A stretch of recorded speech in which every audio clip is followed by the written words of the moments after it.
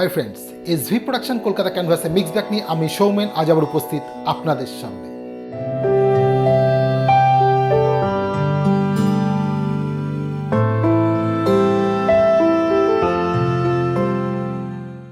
বন্ধুরা, আজ রাস পূর্ণিমা। আর রাস পূর্ণিমা বললেই বোঝা যায় নবদ্বীপ কিংবা শান্তিপুরের সেই বিখ্যাত রাসোৎসব বা রাসযাত্রা। নবদ্বীপ ছাড়াও শান্তিপুর কিন্তু এক ইতিহাস রচনা করে আছে এই রাসকে নিয়ে, বিশেষ করে বিগ্রহ বাড়িগুলি। তো বন্ধুরা, আজ আমরা সকাল সকাল বেরিয়ে পড়েছি শান্তিপুরের উদ্দেশ্যে। শান্তিপুরে বিগ্রহ বাড়ি বলতেই যা বোঝায় সেটা হচ্ছে বড় গোসাই বাড়ি। তো বন্ধুরা, আজ আমরা শুধুমাত্র তুলে ধরব আপনাদের কাছে বড় গোসাই বাড়ির এই রাসযাত্রা উৎসব।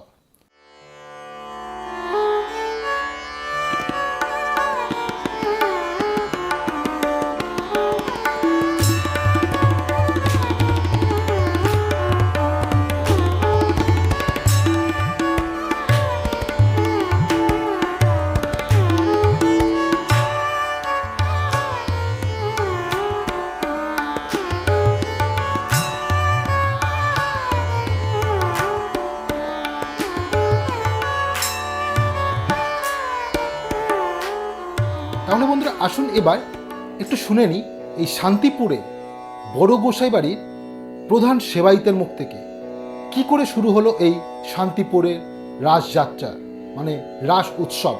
আমি প্রদ্যুৎ গোস্বামী, আমি শান্তিপুর বড় গোস্বামী বাড়ির সেবায়িত, অদ্বৈত প্রভুর বংশোদ্ভূত।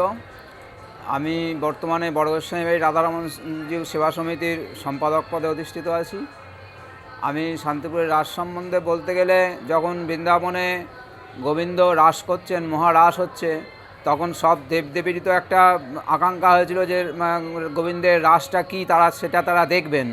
তা সেই হিসেবে তারা অন্তরিক্ষ থেকে দেখছিলেন। এবার আমাদের মহাদেব, তার যখন ইচ্ছে হলো যে আমি দেখব ভেতরে ঢুকে, তা সেই বৃন্দাবনের রাসের মহারাসের মধ্যে কোনো পুরুষের ঢোকার অধিকার ছিল না, সেখানে একমাত্র গোবিন্দই ছিলেন সেখানকার পুরুষ, আর সবাই নারী, অর্থাৎ গোপিনীরা। তা মহাদেব তখন গোপিনীর বেশে সেই রাস দর্শন করবার জন্য সেখানে ঢুকলেন। এবার তিনি যখন ঢুকেছেন, তখন যেহেতু গোবিন্দ ছাড়া আর একজন পুরুষ হয়েছেন, স্বভাবতই তার তাল কেটে যাচ্ছে। তখন তিনি মনে মনে ভাবছেন যে হাজে হঠাৎ তাল কেটে যাচ্ছে কেন, আমার রাসের তাল কেটে যাচ্ছে কেন। তিনি তখন বুঝলেন যে এখানে মহাদেব গোপিনীর বেশে ঢুকেছেন। তিনি মহাদেবকে যথারীতি ধরে ফেললেন এবং মহাদেবকে বললেন, ঠিক আছে, তুমি যখন আমার রাস দেখতে এসেছো, তোমাকে আমি এইখানেই তোমাকে গোপেশ্বর হিসেবে, তোমাকে গোপিনী বেশেই তোমায় থাকতে হবে। বৃন্দাবনে এখনও মহাদেব গোপেশ্বর রূপে পূজিত হচ্ছেন এবং গোপিনী বেশেই তাকে সাজানো হয়।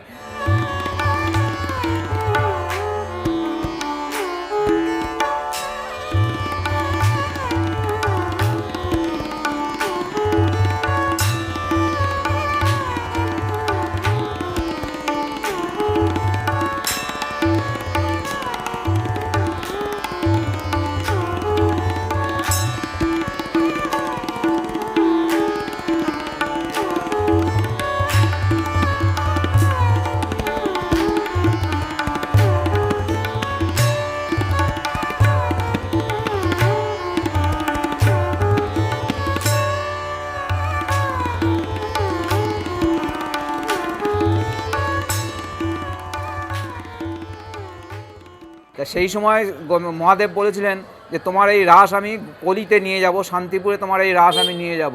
আমাদের অদ্বৈত প্রভু ছিলেন শিব এবং মহাবিষ্ণু এবং সদাশিবের অংশ অবতার। সেই হিসেবে অদ্বৈত প্রভু শান্তিপুরে রাসের প্রবর্তন করেন। আমাদের বড় গোস্বামী বাড়িতে তার নাতি মথুরেশ গোস্বামীর ছেলে রাঘবেন্দ্র গোস্বামীর তরফ থেকে আমরা বড় গোস্বামী বাড়ি। আমাদের এখানকার রাস সম্বন্ধে একটা আছে, যেটাতে আমাদের মন্দিরে যিনি পূজিত হচ্ছেন রাধারমণ শ্রীমদ বিগ্রহ, সেই রাধারমণ বিগ্রহ আবার ছিলেন আগে পুরীতে যখন কালাপাহাড়ের অত্যাচার হয়, সেই মূর্তি চলে যায় যশোরে তখন বারোভূঁইয়া বসন্ত রায় রাজত্ব করছেন, তাই ওনার ঘরে গৃহদেবতা হিসেবে পূজিত হচ্ছিলেন। এরপরে যখন মানসিংহের আক্রমণ হয়, তখন যেহেতু তার বিধর্মীরা তাকে নষ্ট করে দেবে, তখন ওই বসন্ত রায় তার গুরুদেবের হাতে সেই মূর্তি বিগ্রহ দিয়ে দেন। তার ছিলেন মথুরেশ গোস্বামী, অদ্বৈত প্রভুর নাতি। সেই বিগ্রহ সেই যশোর থেকে হাঁটা পথে তিনি আমাদের এই মন্দিরে এনে প্রতিষ্ঠা করেন।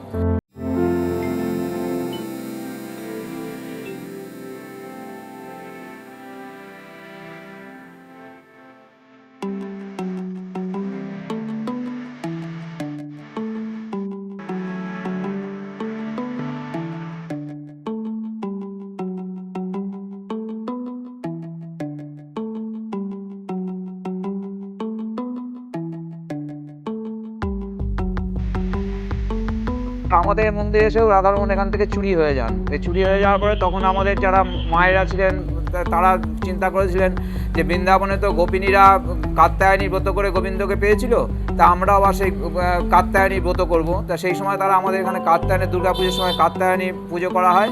আজ প্রায় 350 বছর ধরে আমাদের এখানে দুর্গা পুজোর সময় কাত্যায়নী ব্রত মানে পুজো হচ্ছে। তো সেই কাত্যায়নী পুজো করে আমাদের স্বপ্নাদেশ হয় যে আমাদের শান্তিপুর থেকে কৃষ্ণনগর যাওয়ার পথে আমাদের একটা দিগনগর বলে একটা জায়গা আছে, ওই দিগনগরে একটা দিঘিতে তাকে পুঁতে রাখে। তা সেই স্বপ্নাদিষ্ট জায়গা থেকে আমরা সেই রাধারমণকে আবার পাই। এরপরে আবার আমাদের মায়েদের বা আমাদের তৎকালীন যারা প্রভুরা ছিলেন তাদের মনে হয়েছিল যে তখন তো রাধারমণ বিভিন্ন জায়গায় যখন ঘুরছেন, অর্থাৎ পুরী থেকে যশোর থেকে আমাদের এখান থেকে চুরি হয়ে গেলেন, তখন শুধুমাত্র কৃষ্ণমূর্তি উনি একা হিসেবে কৃষ্ণমূর্তিই ছিলেন। তা তখন আমাদের মনে হয়েছিল যে পাশে রাধারানীকে দিয়ে আমরা ওকে বেঁধে, রাধারানীর কাছে তিনি সর্বদা মাথা থাকেন, অতএব তাকে সেই একদম সম্পূর্ণ লৌকিকভাবে এখানে বিবাহ দেওয়া হয়েছিল। সেই বিবাহটা হয়েছিল রাস উৎসবের সময়, এবং সেই রাস উৎসবের সময় যে তৃতীয় দিনে তাকে বর এবং কনে, রাধারানীকে কনে হিসেবে তাকে বার করা হয়। মানে তখন বেরিয়েছিলেন শান্তিপুরের অন্যান্য যে সমস্ত বিগ্রহ বাড়ি আছেন তারা তাদের বিগ্রহ নিয়ে ওই তার পেছনে বরযাত্রী হিসেবে এগিয়ে যান। অথচ এখনও আমাদের সেই প্রথা শান্তিপুরে চলছে। আমাদের রাধারমণ শ্রীমতী ভাঙারাসে প্রথমে তিনি থাকেন, তারপরে অন্যান্য বিগ্রহ অর্থাৎ যেমন খাঁবাড়ির গোপীকান্ত, পাগলা গোস্বামী বাড়ি, সকলের শান্তিপুরের সব বিগ্রহই তার পেছন থেকে তার বরযাত্রী হিসেবে, এটা হচ্ছে ভাঙারাসের একটা ইতিহাস আর কি।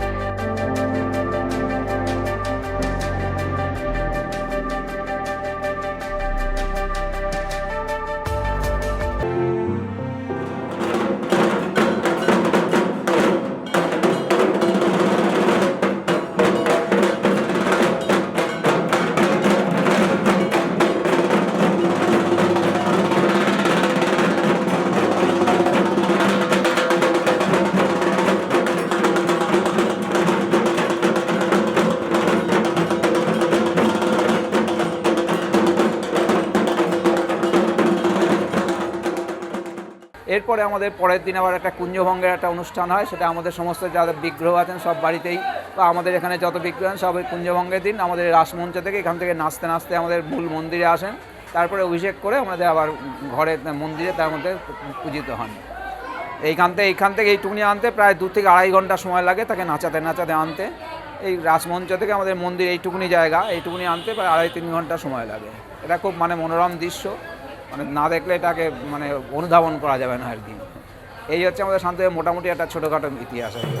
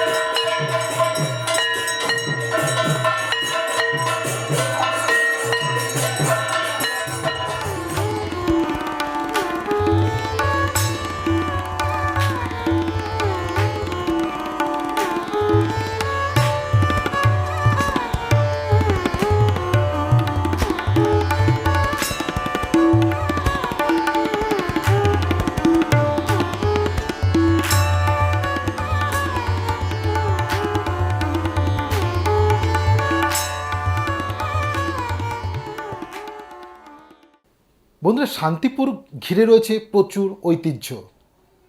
আমরা আপনাদের কথা দিচ্ছি, খুব শিগগিরই আমরা এই শান্তিপুরকে কেন্দ্র করে তার বিভিন্ন ঐতিহ্য তুলে ধরব আপনাদের সামনে। আজ এ পর্যন্তই। ভিডিওটি ভালো লাগলে লাইক, শেয়ার, কমেন্ট করুন। আর এখনও যারা আমাদের পরিবারে সদস্য বা বন্ধু হয়ে ওঠেনি, অতি অবশ্যই চ্যানেলটি সাবস্ক্রাইব করবেন। আর নতুন নতুন ভিডিওতে খুব সহজে আপনার কাছে পৌঁছে যায়, তার জন্য পাশে বেল আইকনটি প্রেস করতে কিন্তু ভুল করবেন না। সুস্থ থাকুন, ভালো থাকুন, মন যা চায় তাই করুন।